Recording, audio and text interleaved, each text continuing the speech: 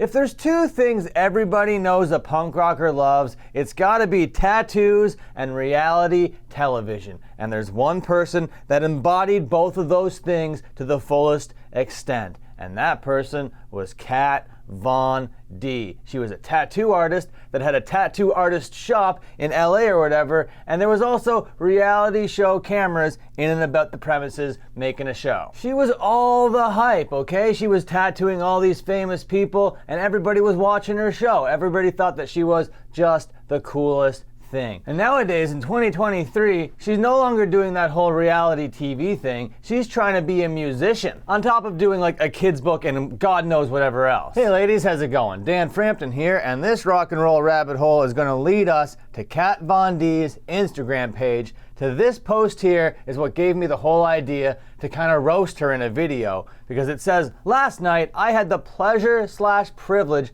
of going to see Jordan Peterson speak. Now, I'm not sure if you know who Jordan Peterson is, but he's kind of a hunk of crap. He's a little bit transphobic. He's a little bit kind of misogynistic. He has like an all-meat diet, and his main audience are like angry white men that he's trying to like red pill or whatever. And she's out there bonding with her husband over Jordan Peterson material, and now they're gonna go witness the 12 rules of life live and in person. It's absolutely incredible. I'm like, okay. All right, Kat Von D, you know, you're in this whole like tattoo kind of like Hollywood lifestyle. People would be okay to assume that you're a little bit left leaning, but right here, and I don't want to get into politics or anything, but this shows me that you're not only right wing, and that's fine, but you're a right wing kook. It's all summed up in this comment by an Instagram user. Kat, what? She's anti-LGBTQ? She's a far-right conservative? I'm so sad. Why? Exactly. Kind of shocking. And then she's in the studio making music, gonna be putting out a music video, and here she is with the one and only Marilyn Manson in the year 2023. Now, I don't want to get into any of these allegations or whatever, but this is not a good look, not in any way. But with these two pieces of evidence, it gives me the right to kind of roast her a little bit, because she thinks that she is a musical artist all of a sudden out of nowhere. And I listen to her music. It's not really metal inspired. It's not really punk in any way, shape, or form. It's kind of just like synthwave, kind of Depeche Mode-esque. It actually totally bites the style, but doesn't nail it in any way. So this video over here, Kat Von D has a personal story to tell, is gonna unravel the craziness that is Kat Von D, hopefully. So, I mean, you know, I think most of my fans or just people in general know me from the tattoo. Okay, we gotta stop. We gotta stop it here first.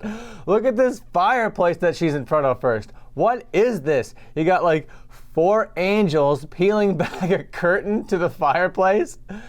Who do you think you are? And then she's dressed like some sort of like punk rock witch, I guess. Are you trying to channel Stevie Nicks or whatever? Either way, I don't think that it's a very good look. I think it's pretty funny. And then down here, the thing that caught my attention is Kat Von D, music artist. Since when, Kat? Tattoo world, from my books or the makeup line and things like From the books and makeup line. Oh my God, there's so many pies that this lady's got her fingers in. like that. And not everybody knows that my first and foremost huge passion has always been music. Oh, your first and foremost passion has always been music. But first you wanted to do a bunch of tattooing, and then you wanted to put out a kid's book, and then you wanted to do a makeup line, and all of that came before music. And now you want me to believe that music is your #1 passion? Give me a break. You're just looking for another revenue stream. I was actually classically trained to play piano since I was 5 years old.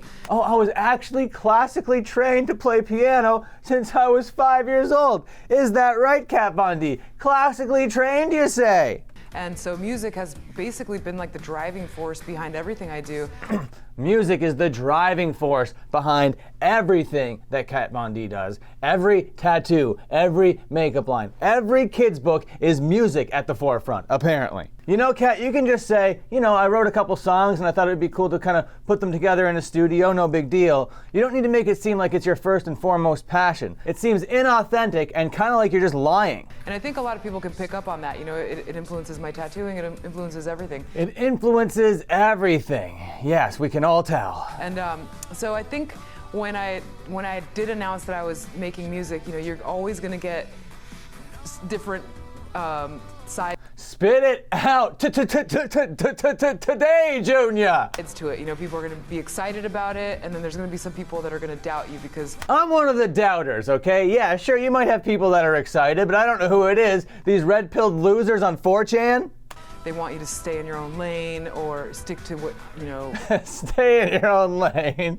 Stick to what you know. No, that's cool. You could go do music, but you're making it seem like music is the be-all, end-all, when it was clear that you went down every other road. You took every other path before landing on music. And music, I'm not sure if you know, it's one of those disciplines that you got to do continually. It's one of those things that you got to do day in and day out in order to retain those chops. And I don't believe that you're that kind of person. You just want to put together some synth pop or whatever and be like, this is my heart, this is my soul now, for whatever reason. I want to be like Salvador Dali in the sense that No, tell me you did not just say that.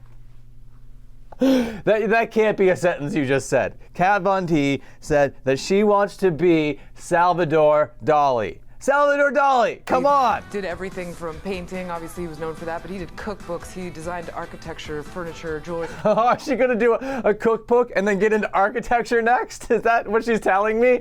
She wants to do all the things that Salvador Dali did because she is Salvador Dali. She is the new Salvador Dali. So what's coming? What's she gonna drop next? A building? You know, he's not a one-trick pony, and I think that It's okay to be a one-trick pony. Orville Redenbacher said it best. Do one thing and do it great, or something like that. we shouldn't limit ourselves to think, okay, you're only destined to do one thing, and we're going to tie it up in a beautiful little... Man, she's really justifying her choice to make music here. It's totally fine that you want to make music. She's just trying to make sure that we know that it's coming from an authentic place. I'm not sure if she's trying to convince us or herself. And so, to me, I think one of the bigger challenges with releasing music is going to be letting the music speak for itself. And that's how I've always done it. You know, That is going to be the most challenging thing, to let the music speak for itself. And I can tell that you're already having a challenge with that because you're speaking a lot.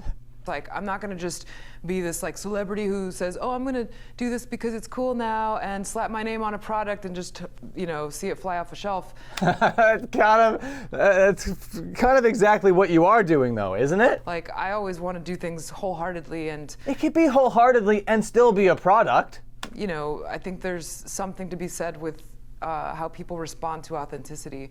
There is something to be said about how people respond to authenticity. Here's me responding to inauthenticity, if it isn't clear. And so, you know, when I decided to make an album, I went and I started from scratch. I took voice lessons for 2 years. Oh, she took voice lessons. She started from scratch, she said. Voice lessons for 2 years before entering the studio. I bet you did, Kat. Days a I week, bet 2 you hours a did. day, and actually learned how to sing. I mean, when I was a kid. I actually learned how to sing. So before I decided to put out music, I thought it'd be a good idea to learn the instruments. So I learned how to play piano, I learned how to sing. Isn't that wild? As if that's not what every single musician on the face of the planet does. Kid, I sang in like church choir and stuff, but I wouldn't call myself a singer.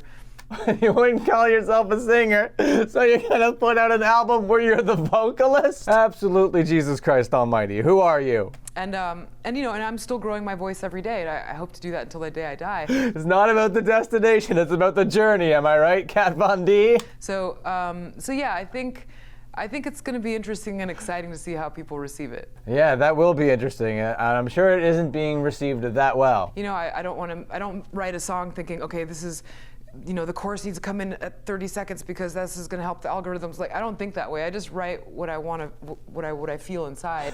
Okay, well, holy shit, she doesn't write the way that an algorithm is going to respond well to. She writes from her heart, okay? She's going to write a song that is so authentically from her soul. She's not thinking about marketing. She's not thinking about how it's going to play on streaming services. She doesn't care about Spotify. She doesn't care about Apple Music. She only cares about her art. My God, she is Salvador Dali. This album in particular, I wrote it 10 years ago about, you know, about an unrequited love.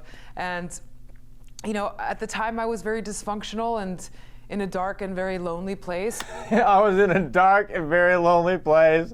Yeah, I was so sad, and I was writing these songs like 10 years ago. So I actually like wrote this record 10 years ago, if it isn't clear. So I wrote this record like a long time ago, before I even learned how to make a record. So then I wrote the record about being sad, about being in a dark place. But I did a lot of growing, I did a lot of soul searching, and I came out at the other end, and I actually took voice lessons. So now I'm gonna sing about that sorrow. I'm gonna sing about that tragedy. I am going to draw from that very dark place that I came out of to make beautiful art that other people are going to respond authentically to. Right, Kat Von D? Am I getting this correct? I'm not the only person that says this, but like there's this. Goddamn right you're not the only person that says this. Can you fucking pick a line not off the rack? Why are you just like draped in cliches and tropes over here, Kat Von D? Soundtrack. You can put out music and express yourself authentically, and that will be okay. That's good enough. Oh my gosh, she's just making it up as she's going along. She has no idea what she's saying. We're only 3 minutes into this thing. I'm gonna have to skip through a little bit. We're gonna see if she makes a point. Oh, she's still on about the effects of heartbreak, and this is like 10 minutes into the video now. All right, let's go, Kat. Tell me about your dark heartbreak that inspired this whole record. I mean, yeah, I'm an open book, so I have no problem talking about my vulnerability. I think that, you know, there's nothing wrong with showing your weaknesses, and I definitely have a lot of them. I mean, I'm not perfect by any means, and I'm not perfect by any means. She's an open book. Well, tell me about your love for Jordan Peterson then, bud. Tell me how much you love Marilyn Manson and all these friendships that are very questionable. I'll continue to have weaknesses, but I mean, I'd like to think I've grown up a lot since I've written this album and stuff. So to her credit, she's not really shoving a bunch of celebrity stuff down our throat. She's not really disconnected from society and from the world in that way. She's disconnected in a whole other way. She's like, okay, I'm doing a project, I'm gonna sell my makeup line or whatever. That's a part that I skipped. She sold her makeup line because that's not where her heart is anymore, apparently. And now she wants to be more of a musician, so you're just swapping and swapping one thing for another thing, okay? Not everybody can have a plate with 45 different things on it, and it's okay to just want to move in a different direction. It's okay to put those things to tape that you wrote 10 years ago. Absolutely. But all this like diatribe about dark places and about loneliness and authenticity and all this fucking buzzword catchphrase music artist nonsense doesn't make any goddamn sense in the context. You don't really seem like a musical artist. You seem like a person trying to convince us that you're a musical artist. Well, I mean, I wrote this album almost 10 years ago, and so it was prior to me being with my husband, and I like how she got that in again, that she wrote it 10 years ago. This was before she was happy. This was before she was fixed. Okay? This is before she got married and had a happy, healthy, loving life. So all this stuff on here is nothing to worry about. Don't worry. It's just written 10 years ago when there was something to worry about it and no one came a knocking then. So why do you care now? I look at my past and there's a lot. This shot of this hairless cat on her shoulder is amazing. How could you look any more evil, Kat Von D? The mistakes I've made, but I've written books about them, you know, about getting sober or you know, the mistakes that I've made in my own past. Oh, she's written books, she's written plays, she's written sonnets, everything. She is really a Renaissance woman, this Kat Von D. And hopefully my son learns from them too, but at the end of the day, I hope that my son thinks I'm cool when he grows up, you know? You hope your son thinks you're cool. Well, I don't know if he's gonna think you're cool when you're out here supporting the old Jordan Peterson. You know who Jordan Peterson is, right? You know what his actual ideologies are, right? And you're here being like, he's my favorite modern day philosopher.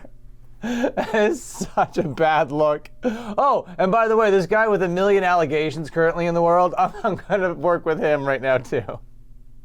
Optics, Kat Von D. God damn. I don't know, you want to be the ultimate pie fingerer. The show got thrown in the mix and I had zero expectations of it. I honestly wasn't a TV watching person, and I definitely wasn't a fan of being on camera. Oh my God, that is so hard to listen to. Oh, so I had to step away from being like a celebrity because I don't really watch TV, so then being on TV made me feel sort of kind of weird. And I don't really like having cameras on me or whatever, but I really do want to be a celebrity, and I really do want everybody to know my name, but get these cameras away from me, please. Man, I gotta see the Jordan Peterson Kat Von D collab.